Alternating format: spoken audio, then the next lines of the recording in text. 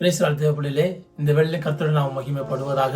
நம்ம வேதத்திலிருந்து ஒரு வசனத்தை கூட வாசிப்போம். சங்கீதம் 1:1-3 நான் உங்களுக்காக வாசிக்கிறேன். துன்மார்க்கோட ஆலோசனை நடவாமலும், பாவிகளுடைய வழியில் நில்லாமலும், பரியாசக்கார் உட்காரும் இடத்தில் உட்காராமலும், கர்த்தருடைய வேதத்தில் பிரியமாய் இருந்து இரவும் பகலும் அவருடைய வேதத்தில் தியானமாய் இருக்கிற மனுஷன் பாக்கியவான். அவன் நீர்கால்களின் ஓரமாய் நடப்பட்டு தன் காலத்தில் தன் கனியை தந்து இலையுதிராதிருக்கிற மரத்தை போலிருப்பான். அவன் செய்வதெல்லாம் வாய்க்கும். ஆமென். வேதத்துல சங்கீதத்துல 1வது அதிகாரத்துல 1-3 வரை சொல்லப்பட்டிருக்க காரியங்களை நம்ம கவனித்து உன்னிப்பா கேட்போமா இருந்தா இந்த காரியங்கள் நம் அவருக்கு ஒரு நல்ல காரியங்களை செய்ய முடியுமா இல்லையா, அவர் மேல பிரியமாய் இருக்கும்படியுமாய், நம்ம விசேஷமாய் அவருடைய காரியங்களை கற்றுக்கொள்ளும்படியுமாய், அவருக்கு மேல நம்ம பிரியமாய் இருக்கும் போது இந்த வேதத்துல நம்ம எந்தெந்த காரியத்தை ஒதுக்க வேண்டும் என்று அந்த சங்கீதம் 1வது அதிகாரத்துல 1வது வசனத்துல சொல்லு. துன்மார்க்கோட ஆலோசனை நடவாமலும், பாவியோட வழியில் நில்லாமலும், பரியாசக்கார் உட்காரும் இடத்தில் உட்காராமலும்.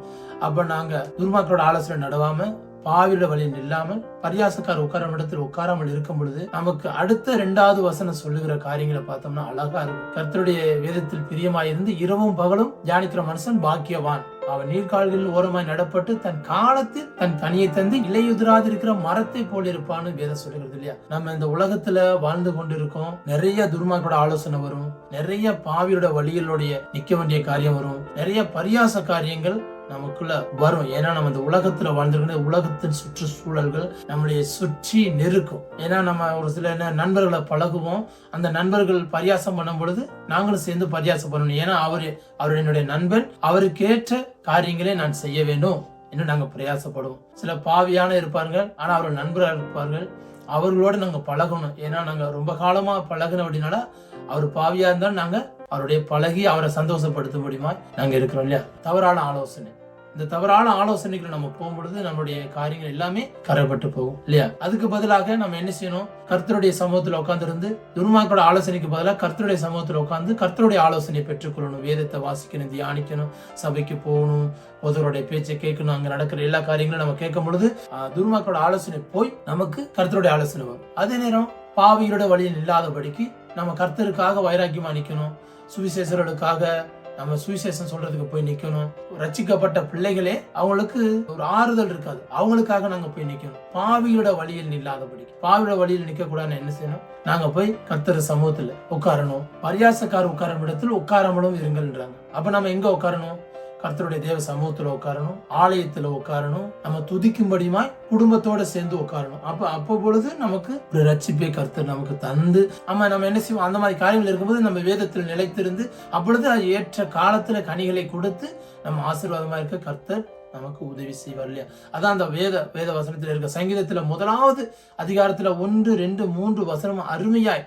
அதான் சங்கீதம் வாசிக்கிற ஒரு பாடலை படிக்கிறதுக்கு முதலாவது நம்ம என்ன செய்யணும், நம்மளை சுத்திகரித்துக் கொள்ளணும். அதை முதலாவது போட்டு வைத்திருக்கிறார் இல்லையா. நம்ம ஒரு ஆண்டவரை துதிக்கவோ, செபிக்கவோ, ஆராதிக்கவோ, அவரை உயர்த்தவோ ஒரு காரியத்துல நாங்க முன்படும் பொழுது நம்ம என்னமா இருக்க கூடாதுன்றத அவர் அந்த இடத்துல அவரை எடுத்து நமக்கு விளங்கப்படுத்துறார். எப்படி இருக்க கூடாது, எப்படி இருக்கலாம், எப்படி இருந்தா கர்த்தரை துதிக்க முடியாது, எப்படி இல்லைன்னா கர்த்தரை துதிக்கலாம் அப்படின்னு நம்ம அந்த வேத வசனத்துல நம்ம வாசிக்கிறோம் இல்லையா. அதுபோல தேவ பிள்ளைகளே, இந்த வசனத்துல சொல்லப்பட்டபடி துன்மார்க்கோட ஆலோசனை நடவாமலும், பாவியோட வழியில் இல்லாமலும், பிரயாசக்கார உட்கார இடத்தில் உட்காராமலும், கர்த்தருடைய வேதத்தில் பிரியமாய் இருந்து இரவும் பகலும் தியானிக்கிற மனுஷன் பாக்கியவான். அவன் நீர்கால்களில் ஓரமாய் நடப்பட்டு தன் காலத்தில் தன் கனியை தந்து இலையுதிராதிருக்கிற மரத்தை போல நம்ம இருக்கணும்னா நம்ம வேதத்துல நிலைத்திருக்கணும். இந்த வேத வசனம் உங்களுக்கு வெளிச்சமா இருக்கும் தேவ பிள்ளைகளே. ஆமா தேவ பிள்ளை, சொல்லப்பட்ட வசனத்துக்காக நம்ம ஒப்பு கொடுத்து ஜெபம் பண்ணுவோம். கர்த்தர் நமக்கு உள்ள பெரிய காரியங்களை, பெரிய அற்புதங்களை செய்ய அவர் போதுமானவராக இருக்கிறார். இருக்கிற இடத்துல இருந்து கண்களை மூடுவோமா. ஆமா தகப்பனே, இந்த வேலைக்காக உமக்கு நன்றி செலுத்துகிறேன். ஆமாப்பா, சங்கீதம் 1வது அதிகாரத்துல 1, 2, 3 வசனங்களை சொல்லப்பட்டபடியே ராஜா தகப்பனே, துன்மார்க்கோட ஆலோசனை நடவாமல், பாவியோட வழியில் இல்லாமல், பரியாசக்கார உட்காரும் இடத்தில் உட்காராமல், கர்த்தருடைய வேதத்தில் பிரியமாய் இருந்த இரவும் பகலும் தியானிக்கிற மனுஷன் பாக்கியவான்னு சொன்னீங்களா.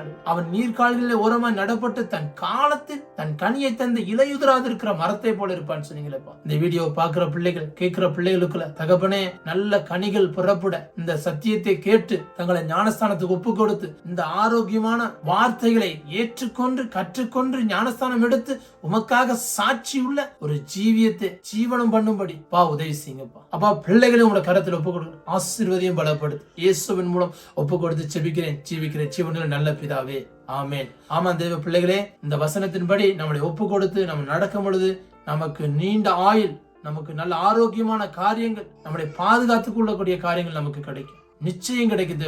விசுவாசிங்க, கர்த்தர் உங்க மத்தியில பெரிய அற்புதத்தை செய்வார். நான் சொல்லல, வேத வசனம் உங்களோட இடைப்பட்டிருக்கு, நான் விசுவாசிக்கிறேன். கர்த்தர் உங்களை ஆசீர்வதிப்பாராக. நீங்க ஆசீர்வதிக்கப்பட்டவர்கள். கர்த்தருக்கு சித்தமான இன்னொரு வீடியோவோட உங்களை நான் சந்திக்கிறேன். ஆமென்.